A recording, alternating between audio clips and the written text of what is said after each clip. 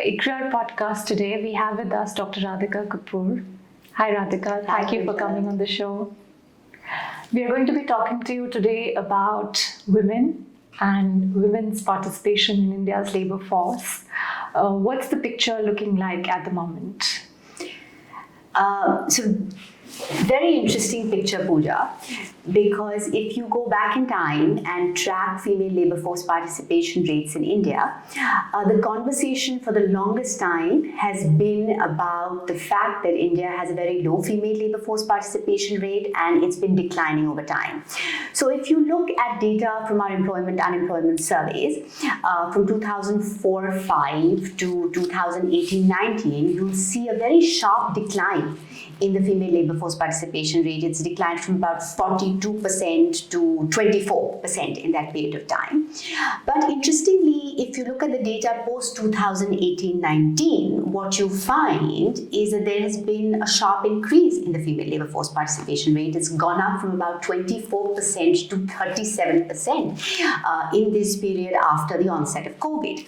And just to break that down a bit, because it's important to disaggregate the numbers and look at them at the rural and urban level. So be it the decline that happened between the early 2000s and 2018-19, or then the subsequent increase, all these trends were predominantly seen in rural India. So for example, in rural India, what we've seen between 18-19 and 22-23, which is the most recent PLFS data, is that the female labour force participation rate has increased from about 26% to 41%, a very, very sharp increase. In urban India, of course, that increase has been relatively muted from about 21% to 25%. But overall, on net, what we've seen, if you look at the data over a long period of time from the early 2000s, is that there has been a sharp decline in the female labour force participation rate. But in the period post 2018-19, there has been a stark reversal, and we are seeing an increase in that female labour force participation rate. Do we understand the reasons for initially the decline that you spoke of and thereafter the upturn that we are seeing now? So, there's a very large body of literature which has analyzed and tried to explain what is driving these trends. And of course, most of this literature has focused on the period, the long period from the early 2000s till 18-19, where we saw this decline. And the decline, as if I can summarize it very briefly, was a combination of factors which were both on the supply side and the demand side. So on the supply side, we know there are things like cultural and social norms that constrain women from participating in economic activity. We know that there is the enormous burden that women carry of care work, be it domestic chores, be it childcare responsibilities, be it elderly care. There are issues of education and skilling. Then it has also been argued in the literature that because as family incomes increased, women no longer felt the need to go out and actually work and participate in economic activity. So they now had the luxury of withdrawing from the labour force because their family income had gone up. So there are all these factors on the supply side that have been talked about. Some people have also highlighted the issues that arise in the measurement of women's work and how we may well have just undercounted women's engagement in the labour force. And then on the demand side, there are another set of issues which talk about the fact that it's actually the lack of demand for women's work. The fact that suitable employment opportunities don't exist for women has actually, prevented women from entering the labour force. So it's a combination of all these factors, both on the supply and demand side, which are responsible for that decline. And interestingly, and we can get into this in a little more detail later, is that these supply and demand side factors often interact and exacerbate the challenge. So that's historical about 18-19. The picture post 18-19 is less clear because it's something that researchers are still trying to unravel. But what is important to highlight here is that a large part of the increase, like I told you to begin with, that we saw in the female labour force participation rate came from the increase that we saw in the rural female labour force participation rate. And that is actually emanating from a sharp increase in the share of women going back to work in agriculture. So, in the period between... When you say back to agriculture? So when I say back, it basically means that if you look at the period between 2004-05 and 2018-19, the share of women that were engaged in agriculture was falling. But in the period after 18-19, you see women going back to the agricultural sector. Why was the share falling? So that was a structural transformation story, that women were exiting agriculture. But in the period after 2018-19, it's not just for women, but also for India, we have seen the share, especially in the period right after COVID, if you look at the data for 1920, there was a big increase in the share of employment in agricultural sector because people returned to agriculture. It was the employer of last resort in that period of crisis and so on. And for women, in fact, we've seen steadily since 1819, the share of women in agriculture has been rising, and it is now about 3/4 of rural women are employed in agriculture in India. That's a huge number. That's a huge number. And what's also worth highlighting over here is that in rural India, so one is when we look at employment breakdown, we look at it by sector of economic activity. And the other way of looking at it is that we look at it by status of employment. And there what we see is that the increase has happened in this category of what we call unpaid family helpers. So a large number of women went back into the agricultural sector to work as unpaid family helpers on their farms. And so that is about 40% of total employment. If you look, 40% of women employed in rural India were in this category of unpaid family helpers. So we're saying many things here. Let's take them one by one. So we are saying that women had begun to withdraw from the workforce because their family incomes had been rising and there was no need for them to work, and they were probably taking time off to do other things or maybe even study. So it was many of those factors. Like I said, that was just one of the many factors. But on the supply side, we have the whole set of factors about the burden of care work, the social norms, the education and the skilling, the measurement issues, and of course the demand side factors as well. So it's difficult to say, which of them was predominant, but it was a combination of all of these, yes. And this changed somewhere around 2019 when we find that women, and especially after COVID, women start to return to work, and especially in the rural areas, especially on the farms, for the kind of work that doesn't get them any payments.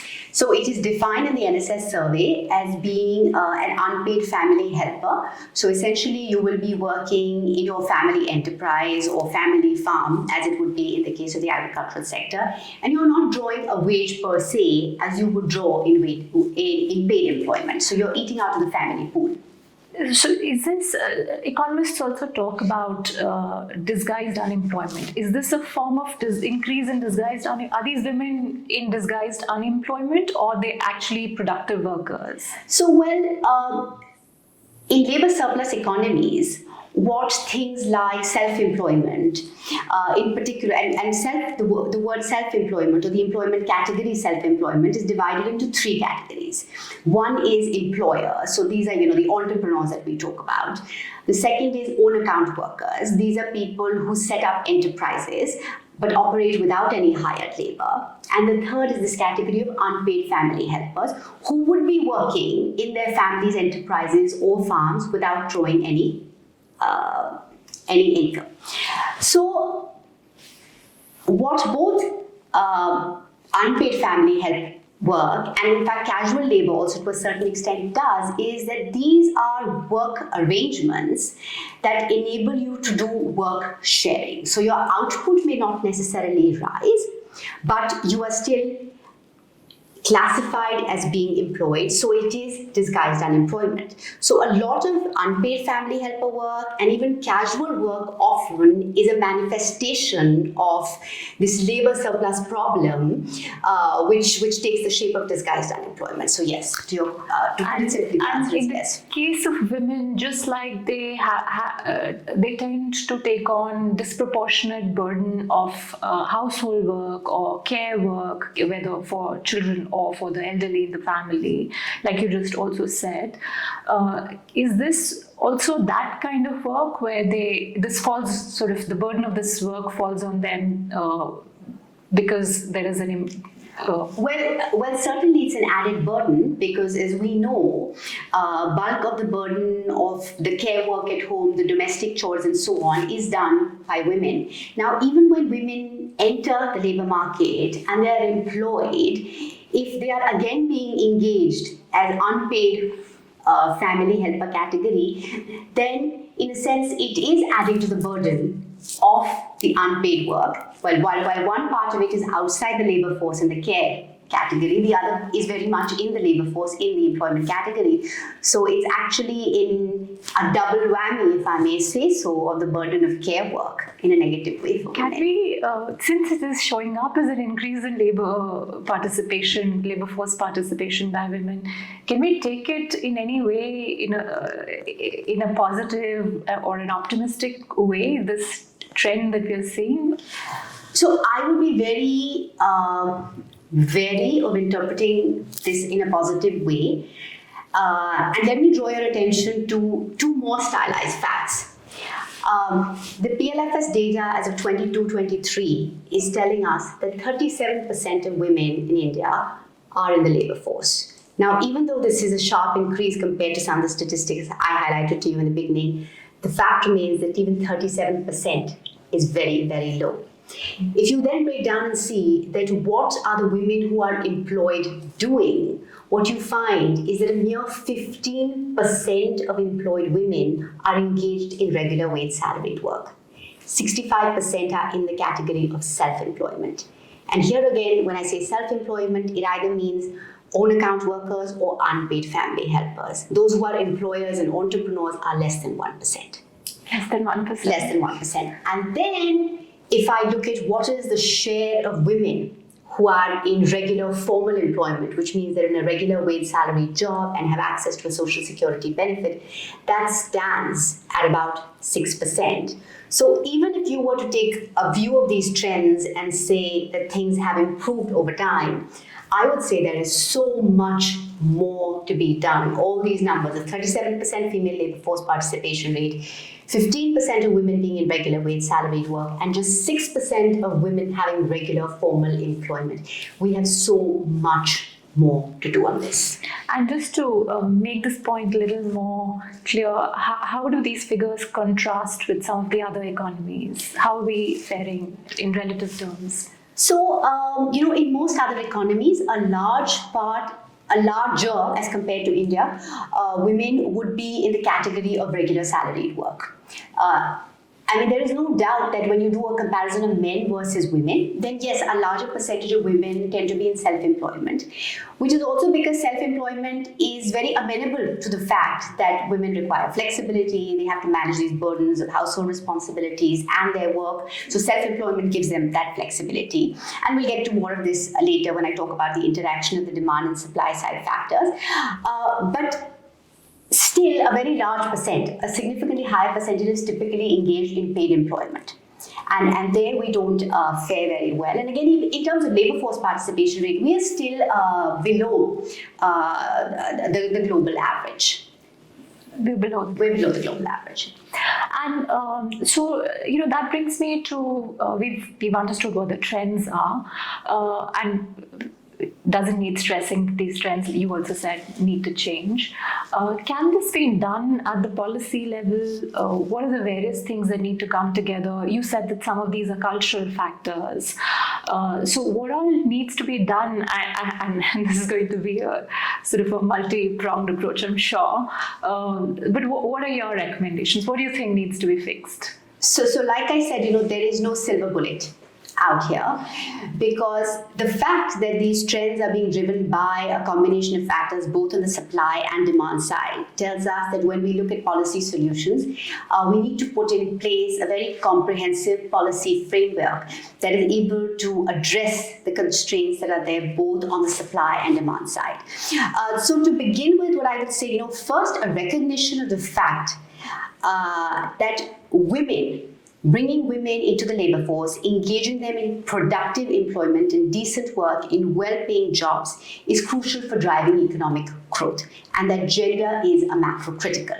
Once you recognize that, there is a need to put in place a macro policy framework that actually supports gender equitable, inclusive growth, and also creates better productive employment for women. What do I mean by that? Let me deconstruct that jargon for you. Now, why I'm using the word macro policy framework is because I want to highlight that this is something which will require us to make efforts concomitantly, be it on the side of our fiscal policy, monetary policy, financial policies, industrial policies, sectoral policies, trade policies. That's why I use that word. You're saying that gender policy is a part of macro policies, macroeconomic policies like monetary policy. I'm saying that gender needs to be embedded in our macro policy. So let me explain this, for example, through the lens of fiscal policy, which is the most concrete, which will just be the easiest for everyone to understand. And I also want you to say the economic objective of doing this. We are not just talking about gender equality. No, we are not, and that's precisely what I was trying to highlight in the beginning. That we are not doing this because closing the gender gap is a social imperative or a moral imperative. I'm saying that we have to do this because closing the gender gap is an economic imperative. Bringing women into the labor force and into productive employment is going to drive growth. So closing that gender gap is in fact a driver of economic growth. And therefore, when you look at your macro policy and you're looking at how do I boost my growth, one of the ways of doing that is by bringing women into decent, productive employment. And so how am I going to do it through this macro policy framework? For instance, let's look at fiscal policy. Right? On fiscal policy, what kind of investments do you need? I think the most important thing that we need to do is to put in place a comprehensive care economy architecture that reduces the burden of childcare, of domestic care responsibilities, or elderly work. Now, for example, we've got Anganwadi centers, right? How do we increase allocation of funds to them to enhance their capacity so they can work well as creches for providing education to children? How can we incentivize, and again, this is where you can use your tax incentives through fiscal policy. How can you incentivize corporates to increase investment in creches? Can you bring creche investment under CSR? How can you get small and medium enterprises which don't have those sort of resources to invest in things like creches? Again, what kind of incentives can fiscal policy use there? Then in terms of your investments, what kind of investments do you need? Now, for example, very often the reason women are not able to go and work, they're always looking for work which is close to their home, whereas they may get a better paid employment opportunity which is further away from home. Now that entails investments in transport, which make it easier for women. Bus rides, higher frequency of bus rides, street lighting, law and order, all of which are very important. Then again, on the care economy, this is not just something which is going to enable women to participate in economic activity because it will reduce the burden of care work, but the care economy itself is a very important source of employment generation for women. Even if you look at, and this is a point which has been made by Farzana Afridi in a lot of her work, where she's documented it, and she shows that how through schemes like Ujjwala, for instance, now these reduce the time which is spent by women on going and collecting fuel. Cooking, yes, on cooking, on the time that they spend in cooking food for their family. So when that happens, it frees up their time to engage in economic activity.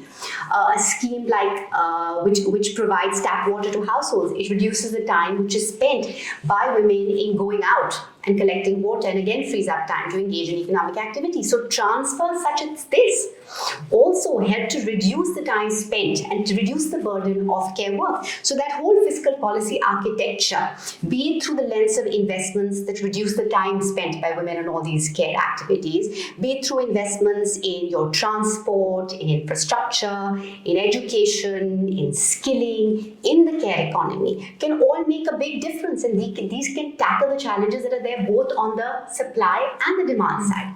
Then let me talk a little about our industrial policy, because I said all these things and I want to deconstruct some of that jargon. We have a scheme like PLI in place, right? A production-linked incentive scheme. Why can't we have production-linked incentive scheme for a few sectors that are known to be employment generators for women? Apparel. Apparel, for example, look at the case of Bangladesh. Higher female labor force participation rate, large proportion of women are engaged in the apparel sector. So why not look at industrial policy specifically that at sectors, alleviate constraints that are faced by sectors that are employment avenues of employment generation for women. So, embedding gender concerns in key macro policies is also very critical. And we therefore need to rethink, I would say, actually, not overthink. We should rethink the framework through which we approach this issue. It can't be looked at in silos. And like I said in the beginning, there is no silver bullet. So I can't just say that if I increase education or skilling, it's going to happen. If I just, provide bus service alone, it's going to happen. If I build safer roads, it's going to have to be a combination of all of these factors. Together. And it's also, worth pointing out here, Puja, that one big problem that we're seeing is that women tend to be concentrated in low productivity sectors. And they tend to be concentrated in low paying jobs. And there is a concept of occupational segregation, gender-based occupational segregation, which is there in the literature, which says that basically women tend to get concentrated or overcrowded in certain occupations. And then also the wages in those occupations are lower compared to occupations where women are not overcrowded or concentrated. There also needs to be a rethink about how are we going to transition or transfer women from these lower paying jobs in low productivity sectors to higher paying jobs in higher productivity sectors. And in the era of artificial intelligence, we also need to think about how we're going to bring in more women into STEM sectors, because you do want women to enter the labor force, but you don't want them to be trapped in low-paying jobs or as unpaid family helpers. We also have to think about how we are going to make the transition from low-pay informal work to higher-paying formal work. And monetary policy, you spoke of monetary policy. How does that get involved with gender? So again, that's something which needs to be thought through.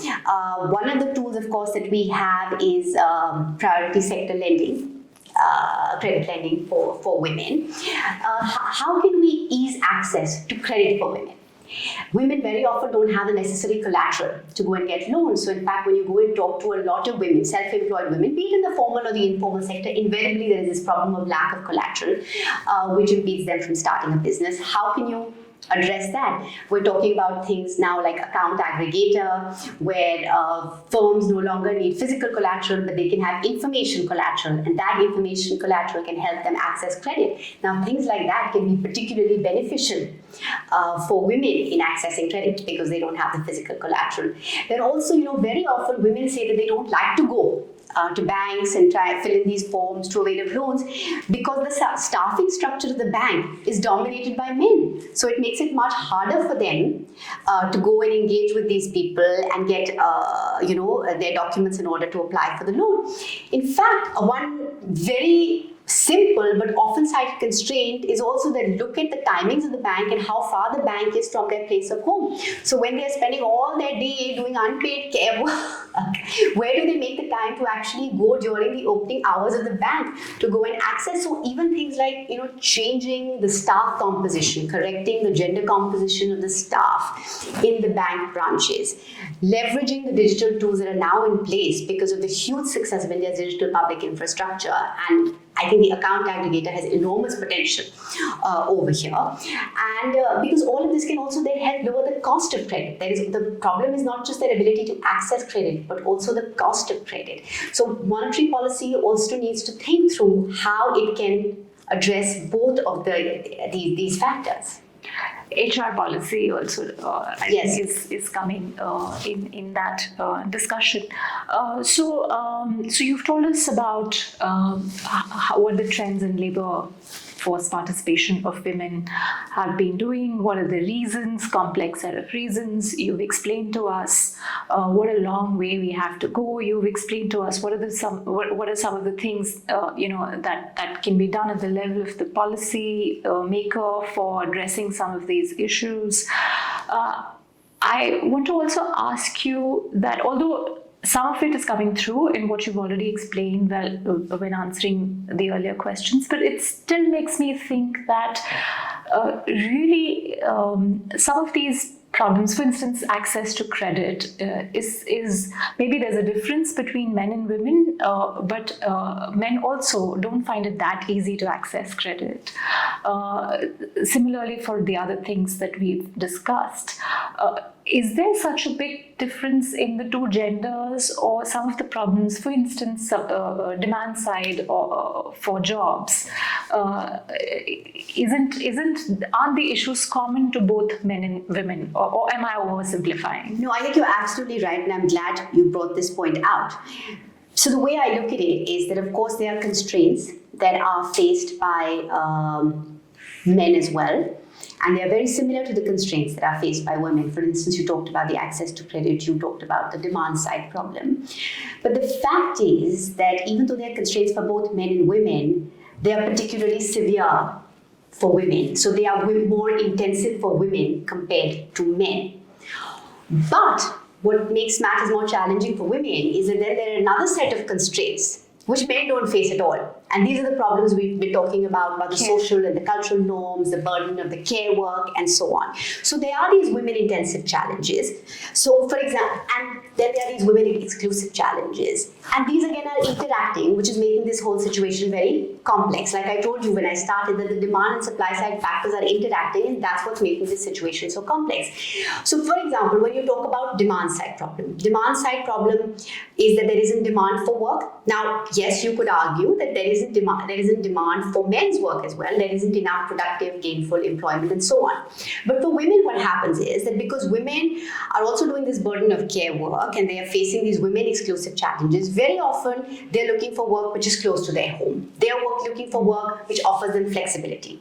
Now, demand for that work is even more restricted. Their bargaining power is even lower than is absolutely is even lower than them.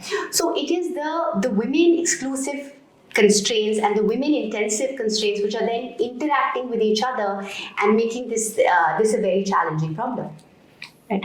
And you're working on some of these issues with policymakers. So what we're doing at ICRIER is that we've actually launched this network on economic policies for women-led development, and we are trying to have a conversation around what economic policies need to be put in place to enable women-led development. And we're using the word women-led development because we are seeing women as drivers of growth and development, not merely beneficiaries of growth and development.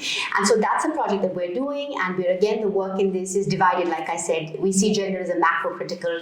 So we are looking at fiscal policies, monetary and financial policies, trade policies, digital, looking at the care economy, and also seeing what research we can do on the side of social and cultural norms, because those are very deep-seated issues which cannot be addressed in the short to medium term. But think tanks have an important role in playing in changing the conversation around gender issues, and we hope that we can actually take this conversation forward in a constructive way through that program. I hope so too. All the best to you for the great work you're doing, and more power to you. Thank you so much. Thank you, Puja.